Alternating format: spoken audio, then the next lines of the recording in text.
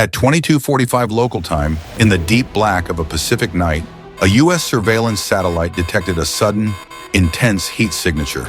A violent bloom of infrared energy had appeared over empty ocean, moving at impossible speed. For the watchstanders at a remote U.S. base on Guam, the alarm was immediate and unambiguous. This was a ballistic missile launch, and its trajectory suggested it was headed straight for them. They had only minutes to respond. The threat was moving at hypersonic velocity, over 5 times the speed of sound. Their only hope lay in a revolutionary new system recently installed on the island, the Aegis Ashore Station. This was not a ship, but a land-based fortress built around the U.S. Navy's most advanced technology. The heart of this system is the AN/TPY-6 radar, the latest and most powerful variant in the legendary SPY family. 4 massive phased arrays, each standing nearly 20 meters tall, provide a complete 360-degree hemispheric view of the battlespace. Its immense size grants it phenomenal range, reliably detecting targets well over 1,000 miles away. But its true genius lies in solving a classic radar dilemma, the trade-off between seeing far and seeing clearly. The TPY-6 does both. As the incoming missile finished its boost phase, it created a nightmare scenario for any defender. It shed its spent rocket motor and released a cloud of debris, chaff, decoys, and miscellaneous junk, all designed to mimic the warhead and confuse targeting systems. A traditional radar might have lost the real threat in this chaotic swarm. The TPY-6's advanced signal processing never faltered, maintaining a perfect track on the actual warhead as it entered the mid-course phase of its flight.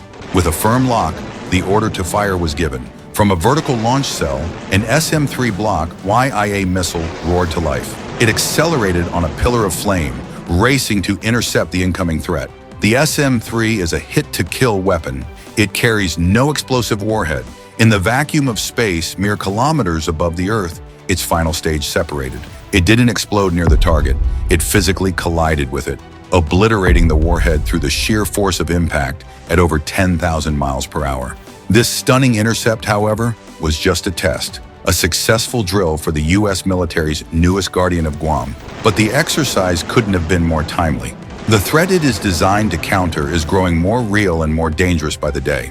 The strategic importance of Guam is twofold. First, it is a crucial forward base, sitting 2,000 miles from potential adversaries like North Korea and China, compared to 6,000 miles to the U.S. West Coast. This proximity is vital for cutting down the incredibly short decision-making time in a missile engagement. Second, it is a linchpin in the second island chain, a strategic defensive line in the Western Pacific that includes Japan and the Philippines. Holding Guam is essential for the U.S. to maintain power projection in the region.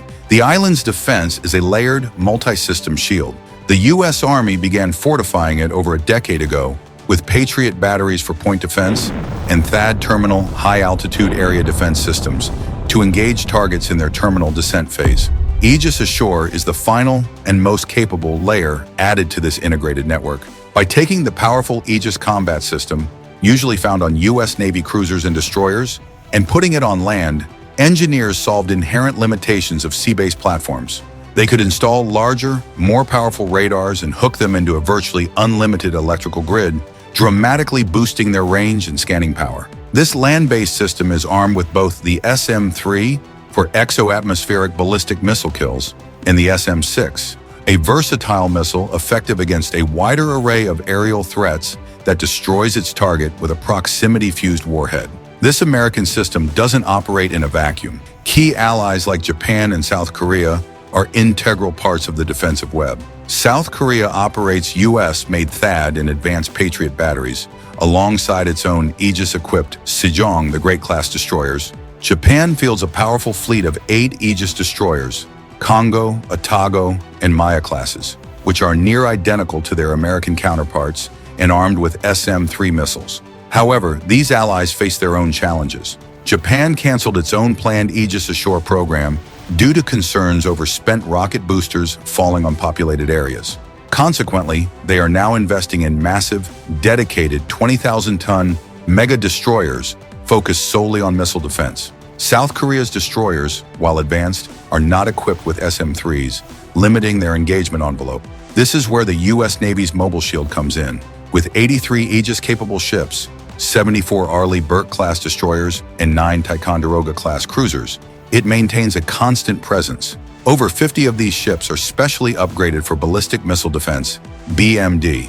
A rotational contingent is permanently forward deployed out of Yokosuka, Japan, patrolling the Sea of Japan and the waters around the Korean Peninsula, ensuring a 24/7 vigil. But the defensive strategy acknowledges a grim reality. In a real conflict, an adversary would launch a saturation attack, not a single missile. Hundreds or even thousands of missiles could overwhelm even the most robust defenses.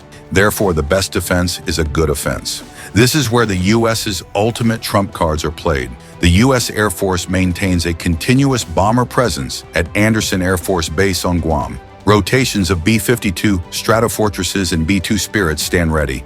Armed with long-range standoff weapons like the AGM-86 air-launched cruise missile, range 1,550 miles, these bombers could strike launch sites and command centers from the relative safety of international airspace, degrading an enemy's ability to attack before they even fire.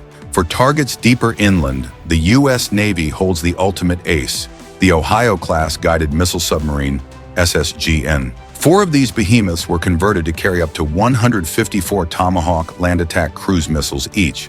Virtually undetectable, an SSGN could lurk off an enemy coast and unleash a devastating conventional strike against a vast array of fixed targets, fundamentally crippling an adversary's military infrastructure in the opening hours of a conflict. The message is clear. The defense of Guam and the broader Indo-Pacific is not reliant on a single system, but on a deeply layered and integrated strategy. It combines fixed land-based sites, mobile sea-based platforms, long-range aerial strike, and clandestine underwater power. From the incredible precision of a kinetic impact in space to the overwhelming firepower of a submerged arsenal, this network is designed to ensure that no single missile, or even a massive barrage, can find its mark without a devastating response. It is a shield and a sword, making the Pacific a formidable frontier.